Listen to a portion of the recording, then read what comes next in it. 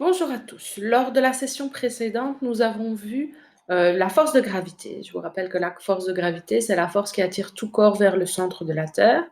Nous avons aussi vu que dans l'hémisphère nord, il y a la majorité des continents, 2 tiers de ceux-ci à peu près sont dans l'hémisphère nord. Et nous avons terminé par le plan de l'écliptique. Alors, pour rappel, le plan de l'écliptique, c'est le plan dans lequel la Terre tourne autour du Soleil. Si je refais un petit schéma grâce à ma Terre, imaginez que mon point, c'est le Soleil et que le plan de l'écliptique, c'est mon bras.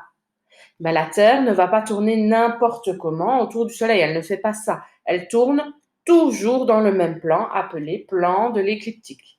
Donc, toujours dans ce plan-là. La Terre, on a vu aussi, est inclinée, l'axe de rotation de la Terre est incliné de 23 degrés 27 minutes par rapport à ce plan de l'écliptique. La Terre est donc comme ceci.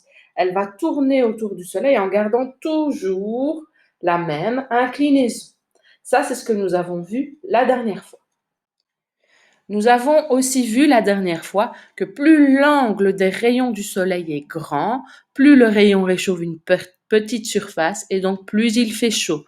Par contre, plus l'angle des rayons du Soleil est petit, plus il réchauffe une grande surface et plus il fait froid. Ça, c'est un élément important pour la suite du cours. Gardez bien ça en tête.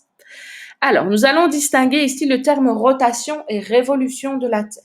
En fait, en une année, la Terre tourne autour du Soleil. C'est ce qu'on appelle la révolution. En fait, je dis en une année, mais ce n'est pas tout à fait en une année. C'est en une année et un quart de jour, donc 365,25 jours. Ce qui fait qu'en fait, tous les 4 ans, on a rajouté un jour dans l'année. C'est les années où il y a un 29 février.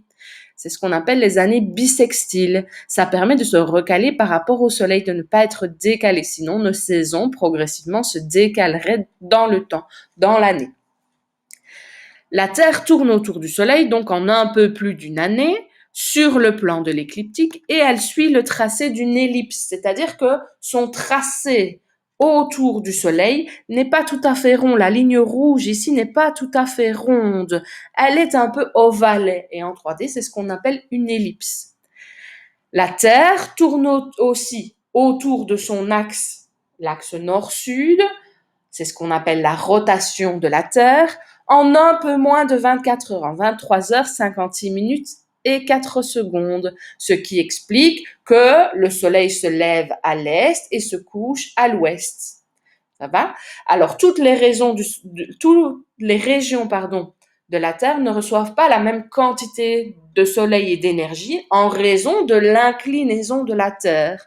Les rayons du Soleil arrivent avec un angle différent à différents endroits de la Terre et donc il ne fait pas la même température à ces endroits différents. L'important à retenir ici, c'est donc le petit cadre qui s'appelle en bref.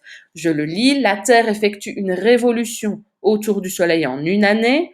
La révolution de la Terre se fait sur un plan appelé plan de l'écliptique en suivant une orbite, c'est-à-dire une trajectoire de forme elliptique quasi circulaire. La Terre tourne sur elle-même autour d'un axe de rotation dont les extrémités sont les pôles géographiques nord et sud. Cette rotation complète s'effectue en un jour, 23 heures 56 minutes et 4 secondes. Les conséquences principales de ce mouvement sont la succession des jours et des nuits et le mouvement apparent des astres, c'est-à-dire des étoiles et des planètes. Donc, si je reprends mon explication en 3 dimensions, on a donc la Terre qui tourne autour du Soleil. Je vous rappelle que le Soleil, c'est ma main. Dans le plan de l'écliptique, elle est inclinée. Elle tourne autour du Soleil, toujours inclinée de la même façon en un peu plus d'un an. Et en plus, elle tourne sur elle-même selon l'axe de rotation nord-sud. Vous voyez, symbolisé par mes cure-dents ici. Elle tourne sur elle-même en un peu moins de 24 heures. Ça, ce sont les 2 mouvements. Alors, la Terre, on va distinguer 4 périodes, 4 moments, 4 positions particulières sur l'année. Première position, c'est celle-ci. C'est quand le pôle Nord est incliné vers le Soleil. Ça va?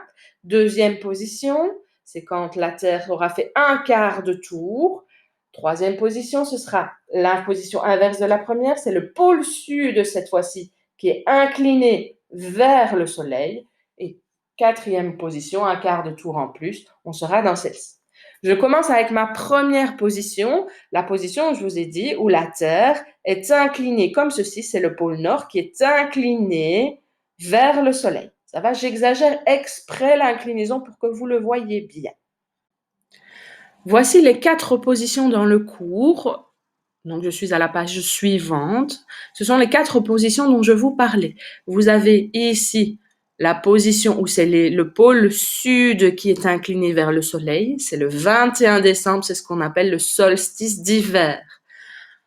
Un quart d'année plus tard, on est le 21 mars. Cette fois-ci, il y a une demi-terre complète, un demi-hémisphère nord, un demi-hémisphère sud qui est dans la lumière. C'est l'équinoxe de printemps. Un quart d'année plus tard, on est dans la position inverse de la première. C'est le pôle nord qui est incliné vers le soleil. C'est le solstice d'été au 21 juin. Et un quart d'année plus tard, on est dans la même position qu'en face.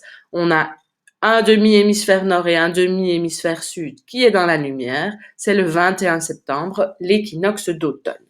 Alors, je vais reprendre évidemment mes éléments ici et nous allons étudier chacun. La première chose, le 21 juin, donc le 21 juin, on est bien ici dans cette position-là, les rayons du soleil arrivent perpendiculairement, on le voit, c'est symbolisé ici, par rapport au tropique du Cancer. Vous voyez, ici, ça arrive perpendiculairement au tropique du Cancer. Le 21 décembre, au solstice d'hiver cette fois-ci, les rayons arrivent perpendiculairement au tropique, mais à l'autre, au tropique du Capricorne cette fois-ci. Et dans mes 2 positions intermédiaires, ça ne se voit pas, mais à votre avis, ce serait quoi? Mais si on en est logique, la hauteur du soleil est perpendiculaire, est à 90 degrés par rapport à l'équateur. Étudions chacune des positions de la Terre indépendamment. Alors, je continue, j'ai mis dans le noir et j'ai pris ma lampe de poche pour faire le soleil. Ça va? Je remets ma Terre dans la même position. Donc, ma Terre est bien inclinée comme ceci, pôle nord, dirigée vers le soleil. Je vois bien, quand c'est comme ceci, que j'ai une demi-terre qui est dans le soleil. Alors, n'oubliez pas que la Terre tourne sur elle-même. Ça va? La Terre tourne sur elle-même autour de l'axe nord-sud. On voit bien dans ce cas-ci que j'ai beaucoup plus d'hémisphère nord qui est dans le soleil que de la partie hémisphère sud. Ça va? Vous le voyez bien. La partie des continents dans l'hémisphère nord est beaucoup plus éclairée que la partie dans l'hémisphère sud. Ça va? C'est pour ça que pendant cette période-là, en fait, cette position-ci, c'est le 21 juin. Le 21 juin, les rayons du soleil sont perpendiculaires au tropique du Cancer, qui se trouve ici. On a donc une grande partie de l'hémisphère nord, tout ceci, qui est dans la lumière, je remets, alors qu'on n'a qu'une toute petite partie ici de l'hémisphère sud qui est dans la lumière. C'est donc l'été, le début de l'été dans l'hémisphère nord, et c'est le début de l'hiver dans l'hémisphère sud. Donc, reprenons dans le cours et allons à noter notre cours. Si je reprends mon cours, j'ai la Terre au 21 juin, c'est bien ce que je vous ai expliqué, avec la partie pôle nord qui est inclinée vers le soleil, alors que le pôle sud est plus loin. Ça va? J'ai donc bien ici représenté l'axe de rotation de la Terre. La Terre tourne autour de cet axe. Et on a les rayons du soleil qui sont symbolisés par mes flèches, le soleil étant beaucoup plus loin de ce côté-là. Alors, cet événement qu'on a ici, c'est ce qu'on appelle le solstice d'été. C'est donc le 21 juin, le début de l'été chez nous. Je vais pouvoir aller retracer les différents éléments. Première chose, je vais aller retracer mon équateur. Pour tracer l'équateur, j'ai besoin de mon équerre. Je vais mesurer le milieu de l'axe entre le pôle nord et le pôle sud. Ça va, j'essaye de faire ça correctement. Voilà, j'ai le milieu de l'axe. Je vais donc pouvoir aller tracer mon équateur perpendiculairement à mon axe. Vous faites ça correctement et à votre aise chez vous. Je prends, voilà, la bonne couleur et je vais tracer mon équateur. Voilà. L'équateur est noté. Je vais bien indiquer son nom. C'est important, sinon on oublie en général. C'est l'équateur. Voilà. Une fois que j'ai fait ça, je vais pouvoir aller tracer les tropiques. Or, on a vu dans la dernière vidéo que les tropiques, ils avaient un angle de 23 degrés 27 minutes, une latitude de 23 degrés 27 minutes à cause du plan de l'écliptique. Donc, si je vais retracer mon angle de 23 degrés 27 minutes, je vais pouvoir aller déterminer où sont mes tropiques, vu que ça symbolisera le plan de l'écliptique. Je vais donc remettre à 23 degrés 27 minutes ici un petit symbole. Ça me permettra de savoir où est l'angle. Et pareil, de l'autre côté, 23 degrés 27 minutes, on est à ce niveau-ci. Voilà pour mes deux. Je prends mon équerre. Je suis toujours bien perpendiculaire à mon axe. Je vais aller tracer mes deux tropiques en passant par le petit repère que j'ai noté. Je prends mon crayon et je vais indiquer, je ne l'ai pas bien mis, je vais le réajuster, ça c'est quand on va un peu trop vite, voilà, je réajuste et je peux aller tracer mes tropiques. Alors moi je les fais en pointillés, ça permet de ne pas les confondre avec l'équateur, ça va, je fais dans celui que je suis en train de faire ici, c'est le tropique du Capricorne, celui de l'hémisphère sud, et je vais ensuite, en même temps, aller faire tout de suite le tropique du Cancer. Vous voyez, je remets bien perpendiculaire à mon axe, je n'ai pas besoin de changer l'orientation comme ça de mon équerre, je la déplace juste et je vais tracer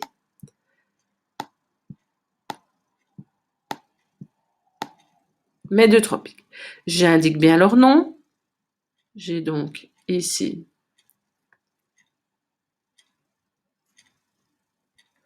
le tropique du Cancer dans l'hémisphère nord et je remets le tropique du Capricorne dans l'hémisphère sud. Je vais aller effacer la petite ligne que j'ai faite en trop tout à l'heure. Voilà. Une fois que j'ai fait ça, on sait que le 21 juin, on l'a dit juste ici au-dessus, on sait que le 21 juin, la hauteur du soleil est à 90 degrés au tropique du Cancer. Donc, je sais que je vais avoir ici, à ce niveau-ci, je vais déplacer mon équerre, à ce niveau-ci, un angle des rayons du soleil de 90 degrés. Donc, si mon rayon du soleil arrive ici, je suis presque au niveau de la flèche, vous voyez. Si mon rayon du soleil arrive ici, en fait, à ce niveau-ci, j'ai un angle de 90 degrés. Ça veut dire que les rayons sont les plus concentrés à cet endroit-là. C'est donc à cet endroit ici de la Terre qu'il fera le plus chaud le 21 juin. N'oubliez pas, je vous l'ai dit que la Terre tourne sur elle-même. Donc, c'est tout le long du tropique du Cancer qu'il fera le plus chaud le 21 juin. Ça va? En même temps, je l'ai vu, je n'ai qu'une demi-terre qui est éclairée par le soleil. Je vais reprendre mon équerre. Je vais la déplacer et la mettre près de mes rayons.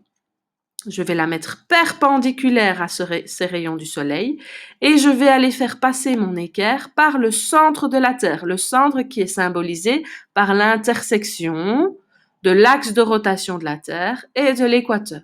Je vais pouvoir aller tracer, moi je vais le faire directement en jaune si vous me le permettez. Je vais aller tracer, grâce à mon équerre perpendiculairement, un axe ici qui va me permettre de me dire que toute la partie à gauche de cet axe est illuminée par le soleil, alors que toute la partie à droite est dans la nuit. Ça va? La partie du côté du soleil est bien éclairée. Je vais donc aller la colorier. Ça va? Je vais aller colorier toute cette zone ici qui est éclairée par le soleil. L'autre partie est dans la nuit. Attention, la Terre tourne sur elle-même. Donc, en 24 heures, le 21 juin, ce n'est pas tout le temps la même personne le long du tropique du Cancer, par exemple, qui est dans la lumière. Elle va tourner et donc, forcément, il va y avoir un moment où elle se retrouve dans la nuit. Ça va? Je finis bien de colorier ma partie qui est dans le jour. J'ai donc de ce côté-ci le jour, alors que de l'autre côté, j'ai la nuit. Voilà. Voilà, je ne colorie que la partie dans le jour. Si vous préférez dans vos feuilles, vous pouvez aller recolorier aussi la partie dans la nuit en bleu foncé, par exemple. Alors, cette séparation jour-nuit, le 21 juin, elle a permis de déterminer les cercles polaires. Les cercles polaires n'ont pas été déterminés n'importe comment. Si j'arrive à prendre mon équerre, je vais la tourner en espérant avoir plus facile.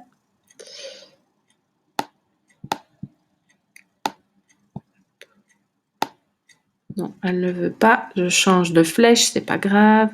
Ça arrive des fois.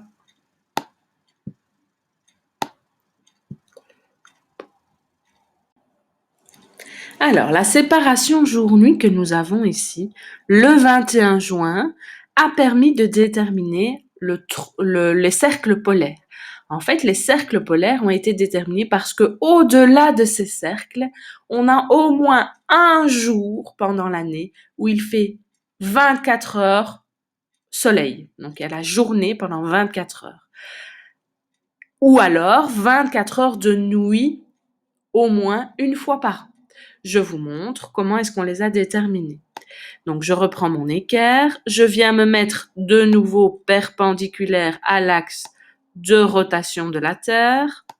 J'essaye de me mettre le plus perpendiculaire possible pour que vous ayez exactement la même chose que moi. Voilà. Et je viens me mettre pour avoir l'intersection jour-nuit ici. Je reprends mon stylo, je remets du noir pour l'indiquer dans les mêmes et je viens indiquer ici une ligne qui représente mon cercle polaire. Dans ce cas-ci, on est dans l'hémisphère nord, c'est le cercle polaire arctique. Je fais la même chose avec mon équerre, mais cette fois-ci dans l'hémisphère sud. Je reprends mon équerre, je me mets bien perpendiculaire, je ne le suis pas tout à fait, voilà, perpendiculaire, et je viens prendre le lieu de l'intersection jour-nuit, vous voyez ici l'intersection jour-nuit, et je viens tracer mon cercle polaire. J'indique bien le nom, on est dans l'hémisphère sud, c'est le cercle polaire antarctique, parce qu'il est proche de l'Antarctique, c'est facile à retenir.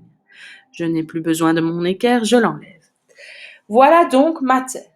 En fait, si vous regardez bien, au-delà du cercle polaire arctique, je suis donc dans ce coin ici, au-delà du cercle polaire arctique, la Terre tourne sur elle-même. Si je suis donc sur ce cercle polaire, ben je vois bien que voilà, au début de la journée, je suis là, la Terre tourne, je me déplace avec la Terre qui tourne, la Terre tourne, la Terre tourne, la Terre tourne. Je suis donc 24 heures, toute la journée du 21 juin, dans le Soleil. Et c'est le cas pour toute la zone au-delà du cercle polaire, entre le cercle polaire et le pôle Nord. Si je suis ici, je vais être toute la journée dans le Soleil.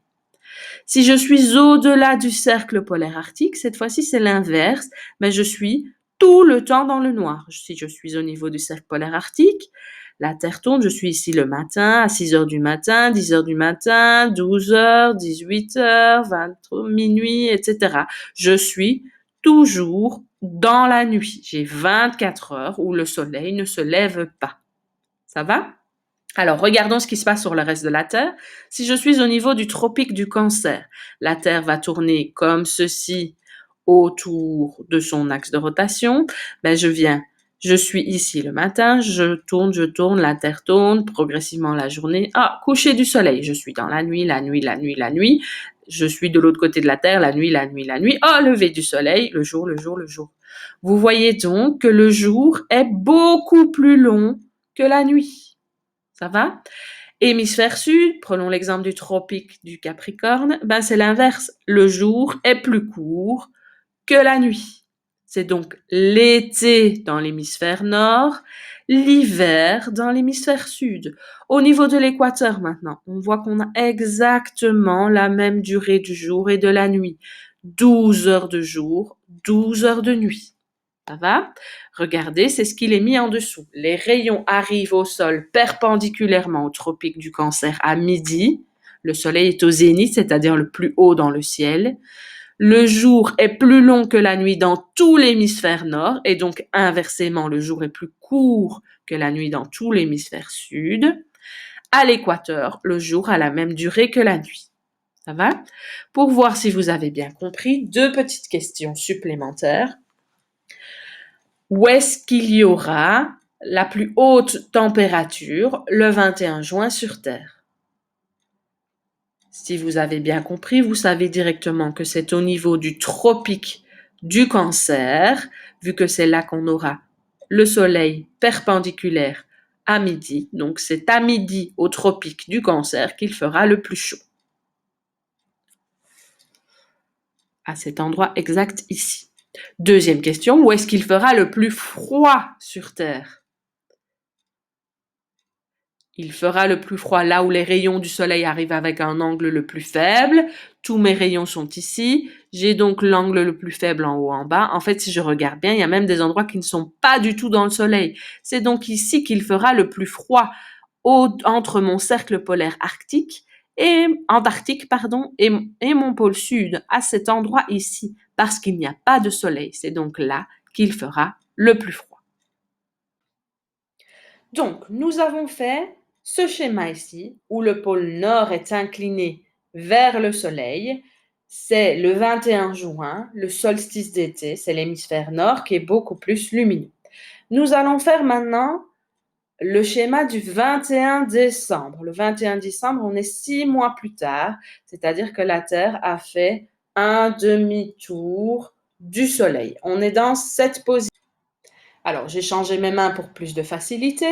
Voilà donc dans la position dans laquelle nous sommes, 6 mois plus tard, le 21 décembre. Cette fois-ci, c'est le pôle sud qui est incliné vers le soleil représenté par mon téléphone ici.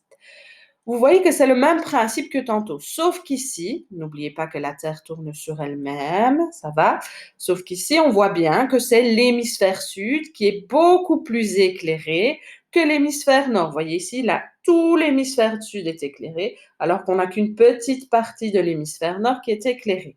Vous le voyez bien dans ce cas-ci. Les rayons du soleil arrivent perpendiculairement cette fois-ci au tropique du Capricorne. C'est donc à cet endroit ici qu'il fera le plus chaud. La durée du jour est plus longue dans l'hémisphère sud que la durée de la nuit, et inversement, la durée de la nuit est plus longue que la durée du jour dans l'hémisphère nord. Cette fois-ci, c'est au niveau du pôle nord et au-delà du cercle polaire arctique qu'on est 24 heures dans la nuit, alors qu'au niveau du pôle sud, on est 24 heures dans le jour. Vous le voyez, quand je tourne ma Terre, le pôle sud reste tout le temps dans la journée. Si vous avez bien compris cela et le schéma qu'on a fait précédemment, vous pouvez essayer d'aller faire le schéma par vous-même. Mettez pause, essayez de faire le schéma avant de passer à la suite.